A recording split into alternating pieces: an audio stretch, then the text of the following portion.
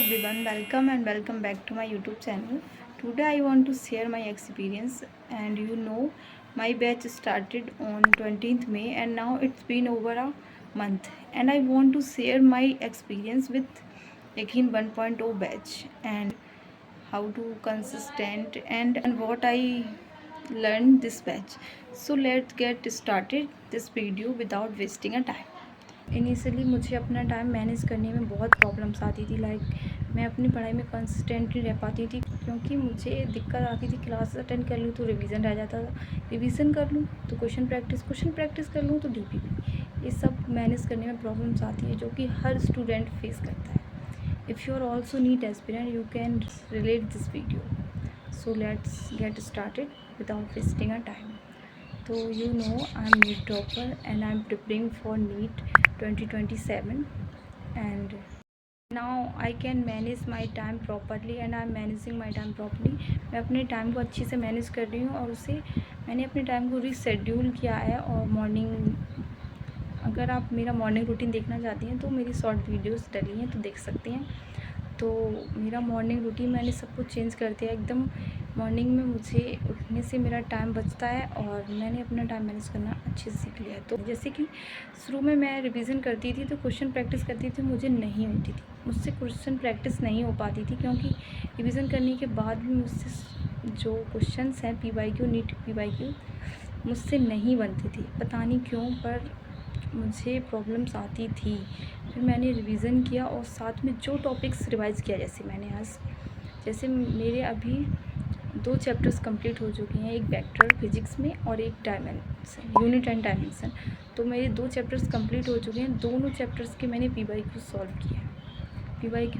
किए हैं। तो मुझे मेरा कॉन्फिडेंस जो यहाँ था वो यहाँ आ चुका है, क्योंकि मैंने जो रिवीज़न किया, जो फार्मूलाज रिवाइज़ किए, उनके साथ साथ क्वेश्चन प्रैक्टिस किया है।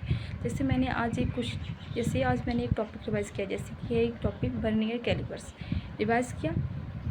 इसी के थ्रू मैंने इसी टॉपिक्स के मैंने 10 क्वेश्चन सॉल्व किए, जिससे मुझे कॉन्फिडेंस मिलता है और मुझे अच्छा लगता है। मुझे लगता है कि हाँ, कि मैं अभी प्रोग्रेस में हूँ, मुझे एम्स मिल सकता है, जो मेरा ड्रीम कॉलेज है वो मुझे मिल सकता है। तो अगर आप भी नीट एस्पिरेंट हैं तो प्लीज़ चीज़ों को रिवाइज़ कीजिए। अगर आप चैप्टर वाइज नहीं होता तो टॉपिक्स वाइज, क्योंकि शुरू में मैं पूरा चैप्टर रिवाइज़ करती थी, उसके बाद क्वेश्चन प्रैक्टिस करती नहीं होता था। टॉपिक वाइज उनको डिवाइड करिए, फिर उसके बाद उसी टॉपिक पे 10 से 20 क्वेश्चन सॉल्व करिए। आपका जो कॉन्फिडेंस लेवल है वो यहाँ से यहाँ आ सकता है, आप खुद ये कर सकती हैं।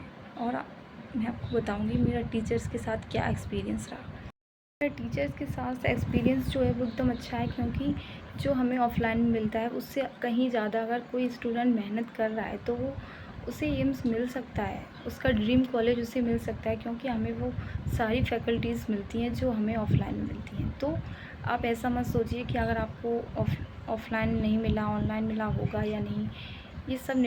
ये डिपेंड करता है स्टूडेंट कितनी मेहनत कर सकता है। वही कंटेंट हमें जो ऑफलाइन मिलता है वही ऑनलाइन मिल रहा है, कोई डिफरेंट नहीं है। हाँ, भले ही उसमें रियल टेस्ट सीरीज़ होती है, जो अगर आप प्रो लेते हैं तो उसमें भी रियल टेस्ट सीरीज़ आती है। तो ये सोचकर कभी अपने माइंड को मत समझाना कि हमने ऑफलाइन नहीं किया, ऑनलाइन किया तो नहीं होगा, तो मत सोचो ऐसा। बस अपना 100% दो और बाकी सब तो जो है सो हो जाएगा। और मैं आपको बताऊंगी कि आपको रिवीजन को ज़्यादा मेन कैरेक्टर देना है या क्वेश्चन प्रैक्टिस।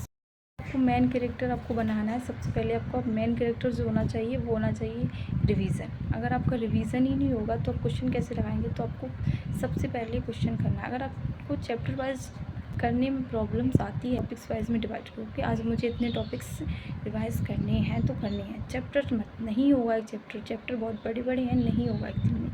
चैप्टर वाइज नहीं होगा तो टॉपिक वाइज उसको डिवाइड करो, फिर उसके बाद उन्हें रिवाइज़ करो और उसी टॉपिक्स पर आज क्वेश्चन सॉल्व करो। जैसे तुमने आज जो टॉपिक्स रिवाइज़ किए उसी पर करो, क्योंकि आज किए तो आज करने में प्रॉब्लम्स नहीं आएगी। अगर आप बहुत दिनों बाद करोगे तो आप टॉपिक्स को भूल चुके होगे, तो आपसे नहीं होगा, तो आपका कॉन्फिडेंस लेवल एकदम बहुत लो हो जाएगा। तो ये टिप्स फॉलो करो और अपनी जर्नी को अच्छा बनाओ और अपना 100% दो, और फिर अपनी प्रैक्टिस और रिवीजन और एनसीईआरटी, मोस्ट इम्पोर्टेंट एनसीईआरटी को महत्वपूर्ण दो, इम्पोर्टेंस दो, वो आपकी सब कुछ है। बायो के लिए तो एनसीईआरटी ही सब कुछ है। तो मैं तो उसको बहुत पहले तो मैं अपनी क्लासेस अटेंड करती हूँ, उसके हिसाब से अपनी एनसीईआरटी रिवाइज़ करती हूँ, जिससे मुझे क्लासेस के बाद रिवाइज़ करने में मुझे जो क्लासेस होती है उसके बाद मुझे समझ में आ जाता है कि क्या पढ़ाया गया, आज जो पढ़ाया गया उसी टॉपिक्स में आज एनसीईआरटी से भी कर लेती हूँ। So that's it for today. If you are also NEET aspirant and so please do subscribe. अपनी नीट 2027 की प्रिपरेशन जर्नी के साथ साथ ग्रोथ करती हैं, प्रोग्रेस में। Thank you.